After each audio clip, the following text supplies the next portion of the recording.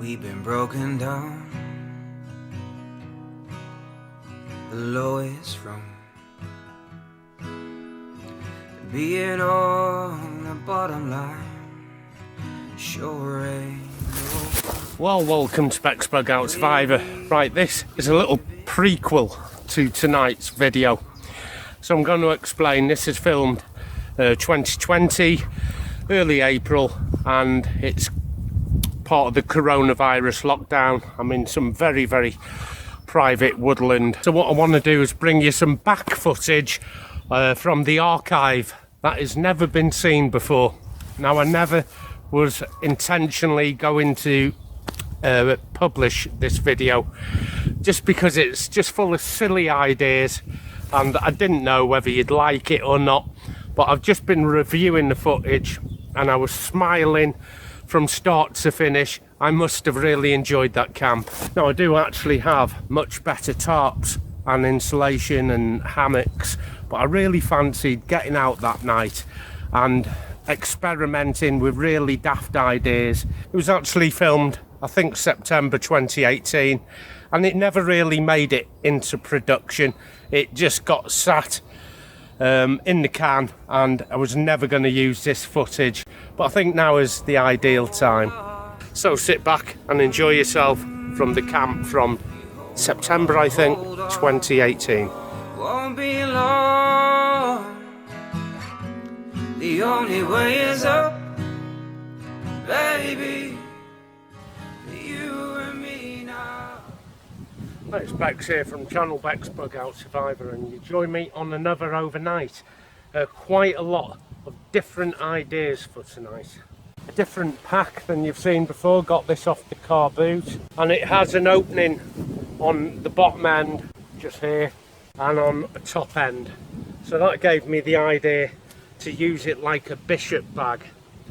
Okay, what else is new? A rope system, a tie-out system, and a way of being able to get my tarpaulin over the hammock without lashing to the trees. So I'm going to get the straps out, put them around the tree, and then you'll see how I deploy the whole system here, just like it was in a bishop bag, and the whole system will go up in one. Bottom insulation, we'll come to that when we need to. My luxury item for tonight, we'll see what that is in a bit. We'll get out the tree straps and put these up. Baby, for you and me now. Now we may not know where our next meal is coming. Just going to take the rain tarp from the bottom of the pack. Just flat packed, and a couple of elastics, that'll do. It has everything I need in there. So this is the new pack, and I say new, it's second hand on the car boot, £5.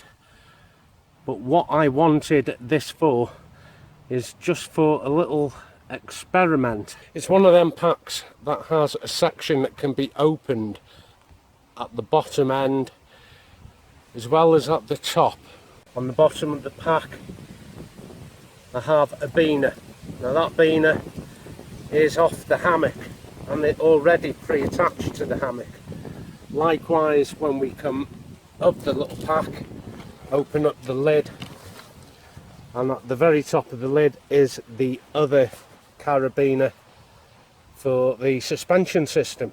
And I can unzip from both sides here, so I have the foot end of the hammock in the bottom of the pack always, and head end in the top of the pack. It's the way I've always done it. I'm going to have the head end facing to this tree here, and that will give me a nice sunrise in the morning. It will ensure my feet are facing more or less due north. It will keep the wind coming off as well. So now I've loosened all the pack off, I'll show you how to set it up. With you by my side, I'll face what is to come. Oh, and girl, I wanna thank you for loving me this way. Things may be a little hard now, but we'll find a brighter day if we hold on, hold on, hold on, hold on. If we hold on, hold on, hold on, won't be alone. So that in a nutshell is a bishop bag. If you've not seen a bishop bag, it's a double-ended stuff sack, either for your tarp or your hammock, or both. The stuff sack stays on the line, and I thought it was a sweet little idea, but as you can see, I've modified the pack itself to be an extra large bishop bag to contain all the setup here. This is top quilt, under quilt, the hammock itself, really fast setup. Now I wanted an equally fast way of getting the tarp up, say if it was raining, and I don't really want to be lashing it around a tree, so I'm going to try with a little experiment to see how much I can get away with just using the straps that we already have right here. I might even be able to get the tarp into one of these here. I've trialed it back at base, don't know what it's going to be like in practice. In theory it should be okay, and I've had to overcome a couple of problems which we'll discuss along the way, and then see about getting the tarp up. So now the pack sits fitted to the suspension, so I've got my water in that side. On this side I have a little cook set.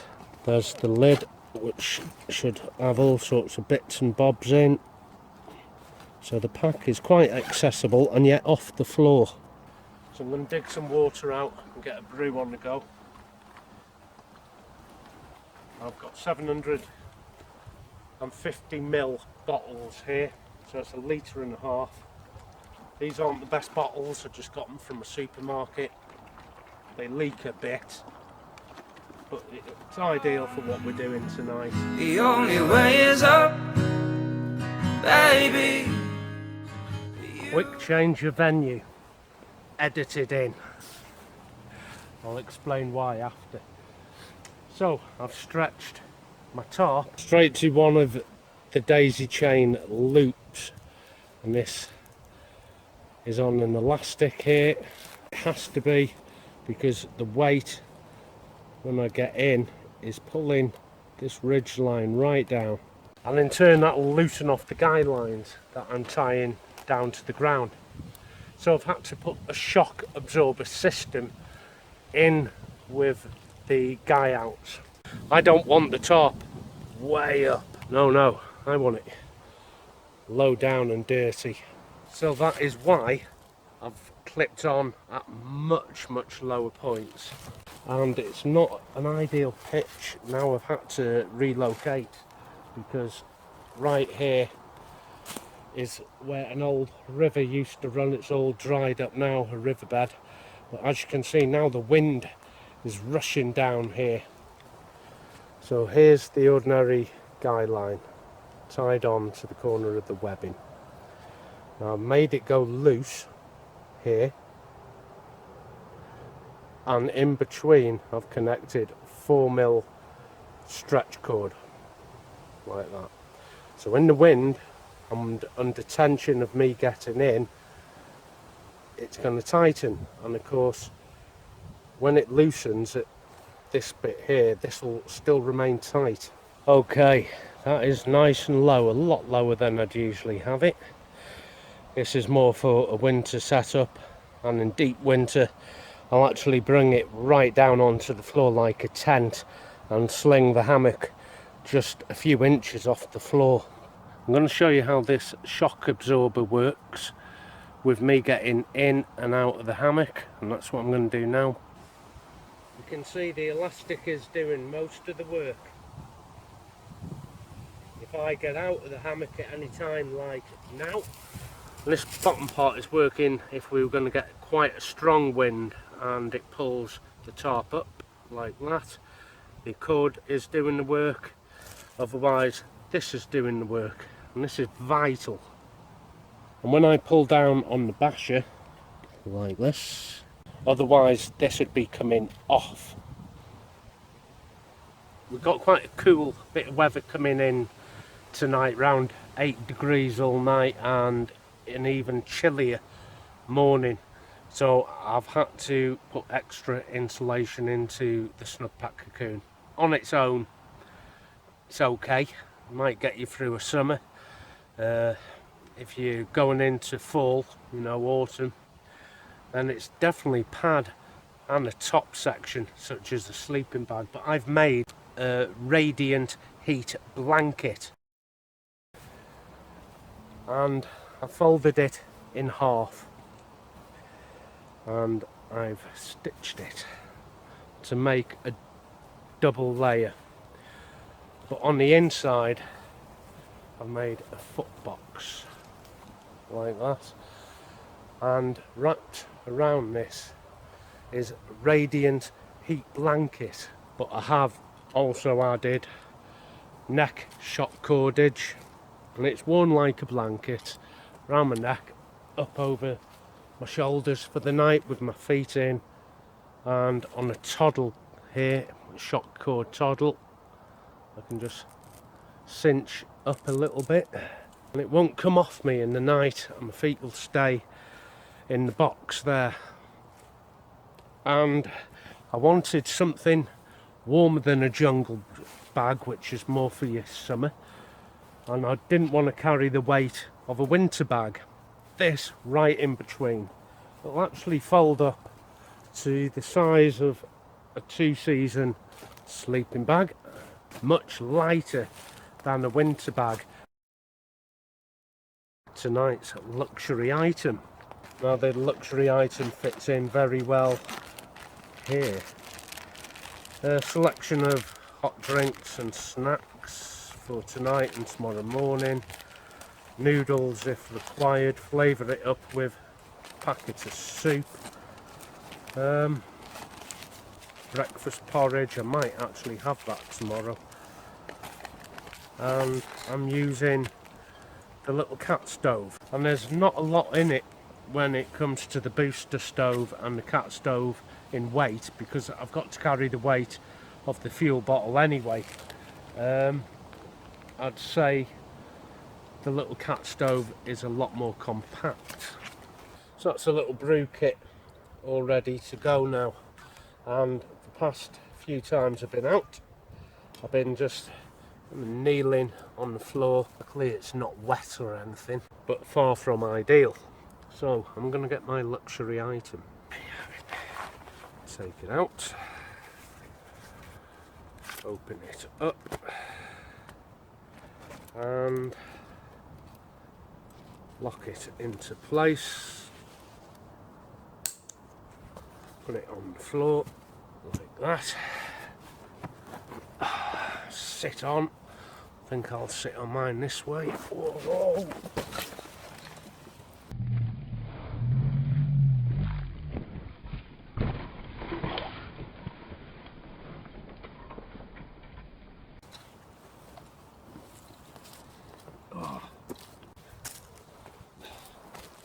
I can tell you one thing, it doesn't like uneven surfaces. I'm not feeling it in this location at all.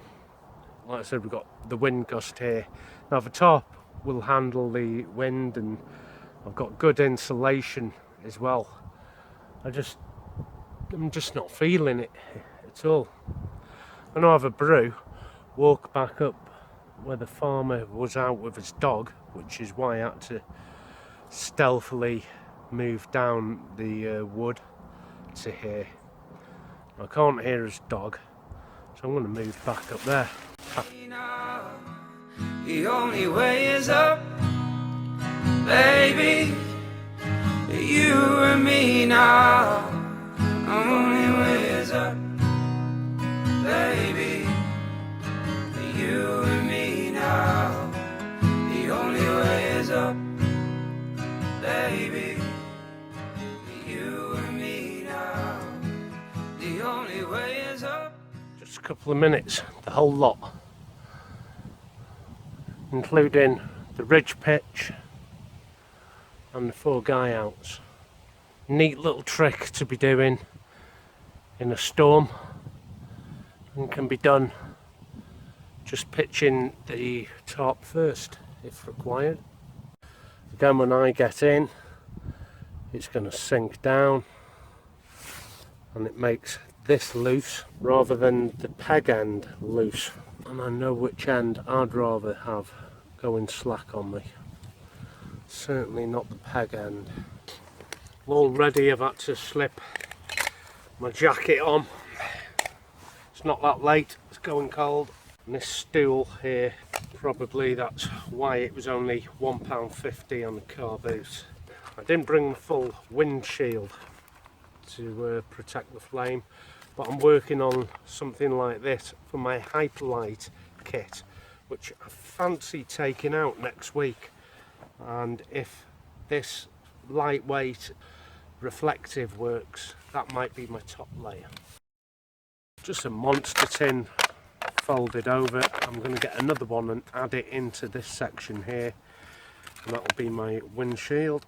I've just got these little bottles from a supermarket. They're pretty light. I only use about 1.5 litres anyway, and there's always change out of that.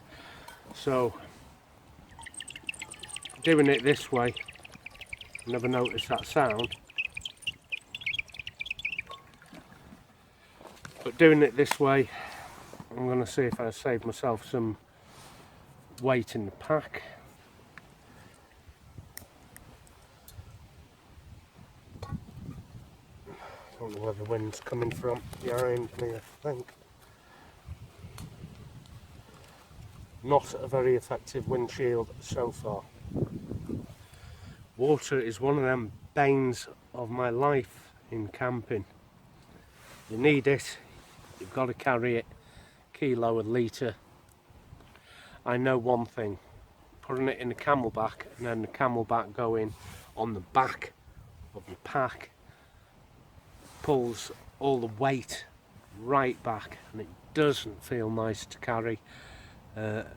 Another time I carried the camelback actually on top of the pack there, and it carried brilliantly. I don't know who invented such a thing as you need to put your camelback on the back of your pack.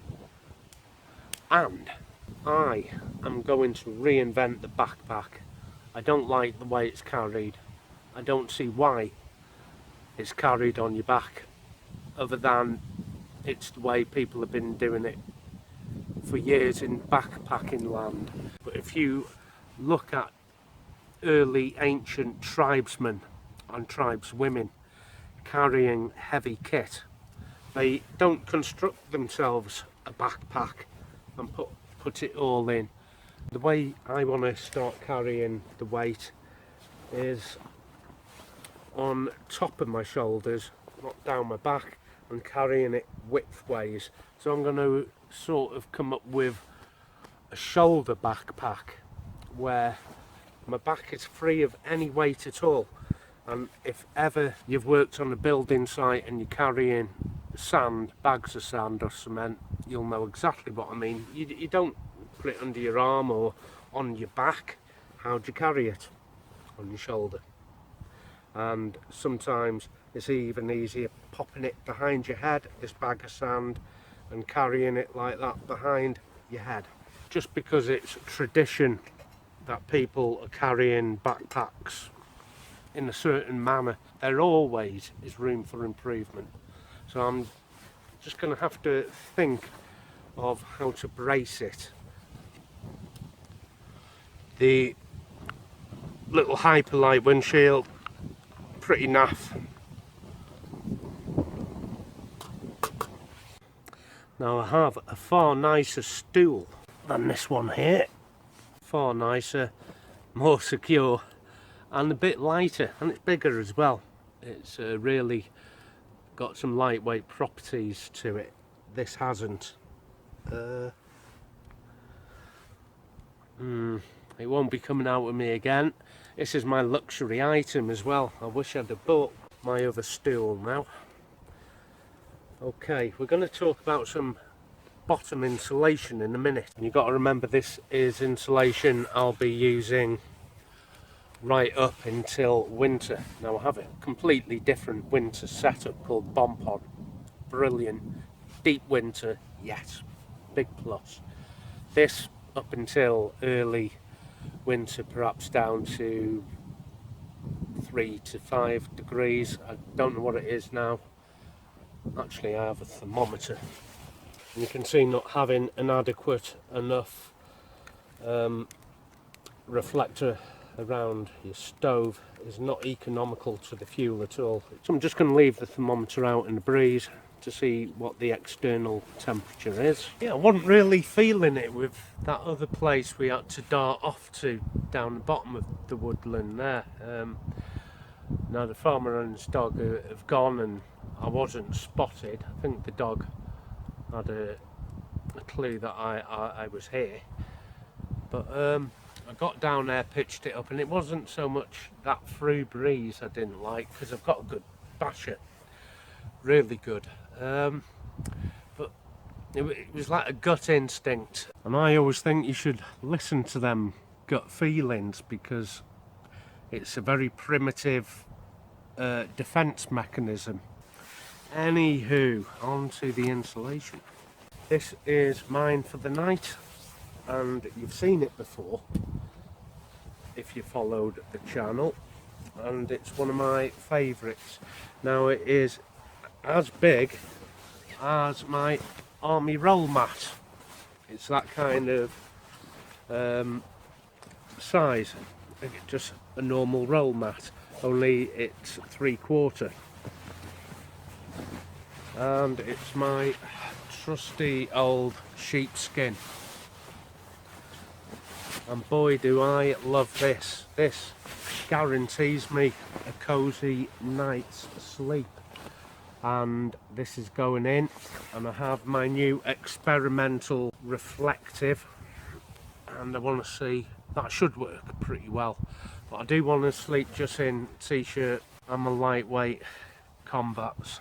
Now I was going to put my 3/4 length inflatable army issue in, a lot more compact than this, and that comes in at 510 grams, and it works okay, but this is my favourite. Big chunky sheepskin, you can see proper leather on one side, it's been tanned, it's expensive, so I got it on the scales and it is just 800 grams. Now remember, my 3/4 length inflatable is 510, so for an extra less than 300 grams I've gone for a nice wool sheepskin over my inflatable self-inflating mat, and that is remarkable that something like this is only 300 grams heavier. To put it into context, a can of Coke is about 360 grams.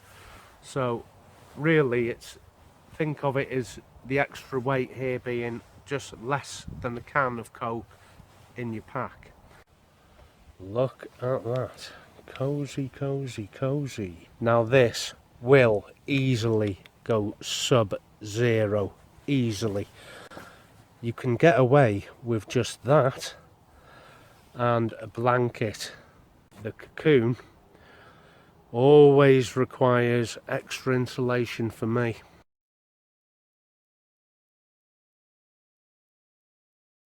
Now I like to test whatever systems I'm putting together, sleeping in them just in t-shirts and lightweight pants, even less than that.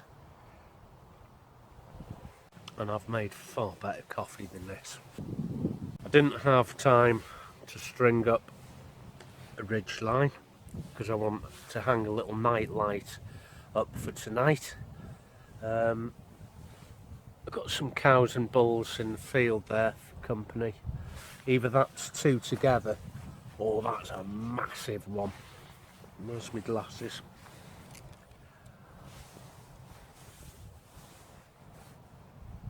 it's two together.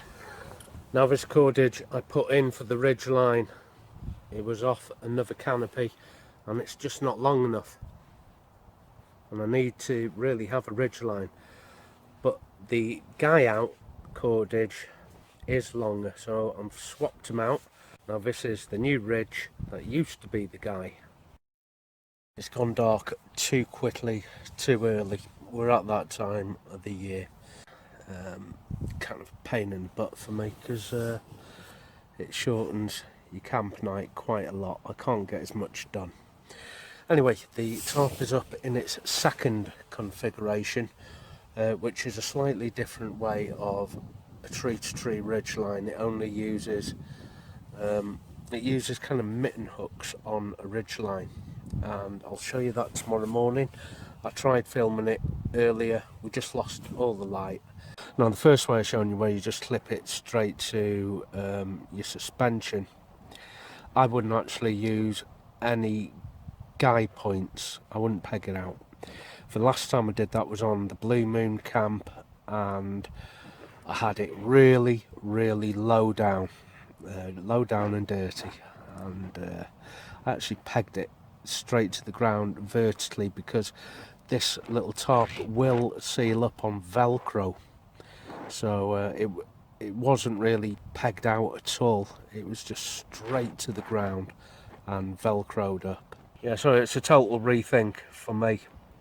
I know the kit I've been making myself works fine, more than fine, better than expected, such as the bomb pod and the blanket wrap. Things like that are great. I can easily get through spring and summer with blanket wrap, the bomb pod for fall and winter. It's as simple as. I'll keep this tarp, I like it. I've got a decent hammock on the way. I've got decent insulation on the way. But as far as synthetics go, not for me.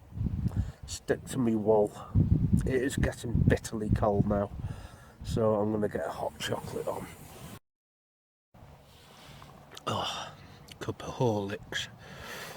I've got a little tea light candle I'm going to light up in a minute, just as a comforter, and then it's boots off, zip myself into the cocoon, sheepskin rug for bottom insulation or secondary bottom insulation, and that Radiant project, which I'm hoping is going to work a treat, because there's quite a strong breeze and that makes the convection feel twice as worse as it really is.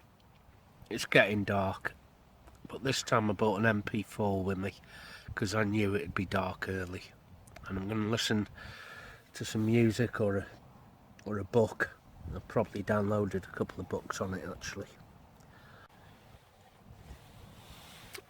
Take care, see you in the morning. Nighty night.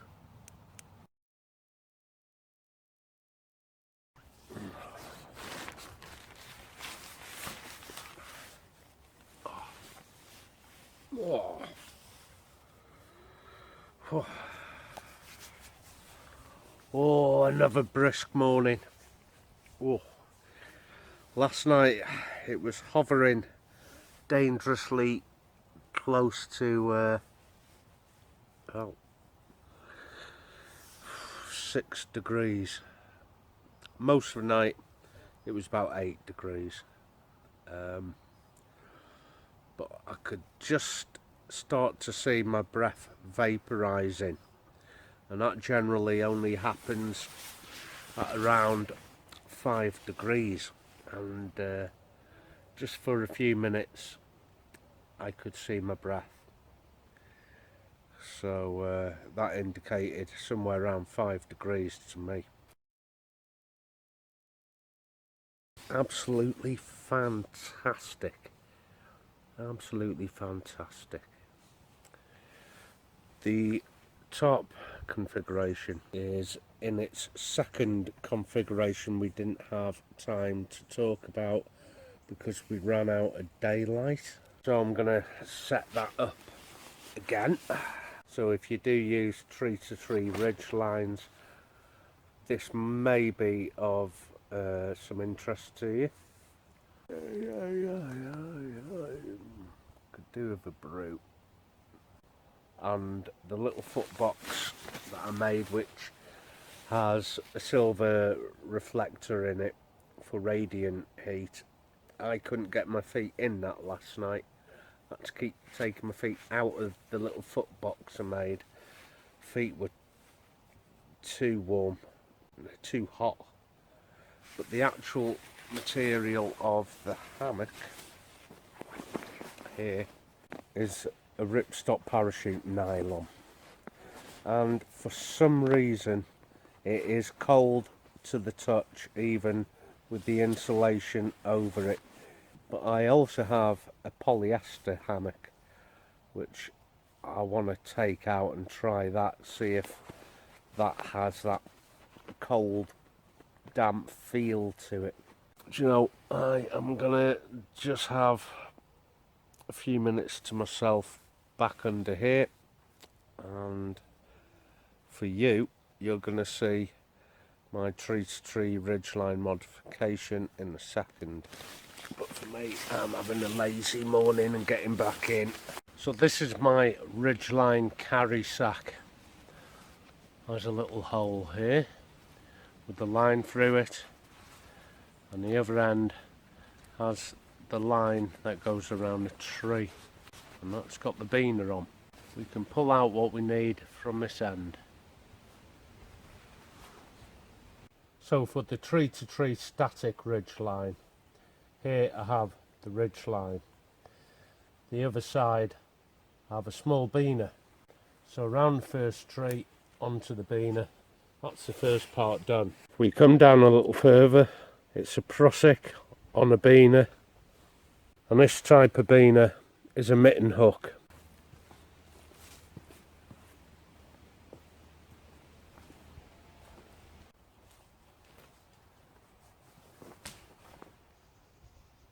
So the prusik that is connected to the line, I connect to the webbing on the tarp. It's about at this point where I tie a trucker's hitch or something like that to gain tension on the rope. I'm going to make a quick release slip knot. Make a loop, reach inside the loop and pull another tail out. Now this is fully adjustable. I can pull and make this loop longer and bigger, or pull on this one and it shortens the loop here. And it's this here I'm going to connect to this mitten hook connected to the tarp webbing. Get a nice big loop, connect it to the mitten hook. Now when I start pulling this, it starts tightening the actual tarp also. And there you have it.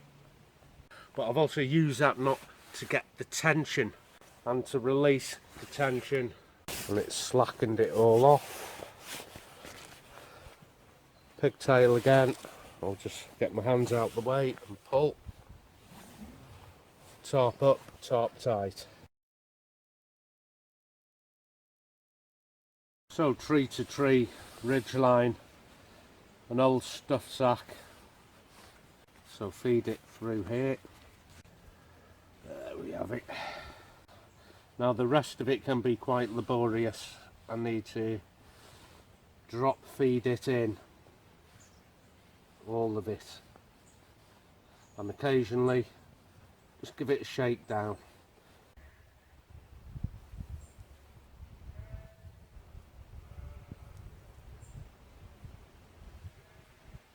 That's a nice feeling. Sun up over the hammock.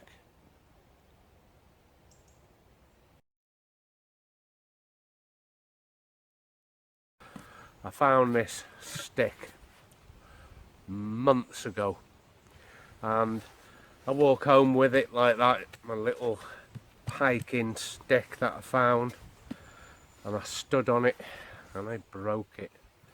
And I've been walking back home with this and hiding it in a certain place, and every time I come out camping I find my stick that I've hidden and I walk out with it. Gutted. I know it's only a stick, but it's a funny thing to be gutted about, but I am. My belt has lost its buckle here, and this is quite a dangerous thing to break because this is my rigger's belt. It's meant to be able to support my body weight on this hook for fast line abseiling. So big fail there.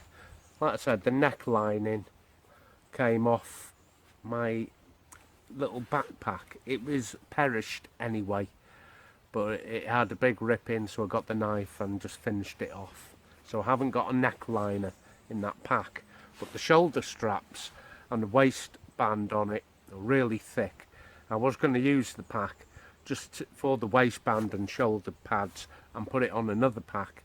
I actually quite like that pack. It's nice and lightweight.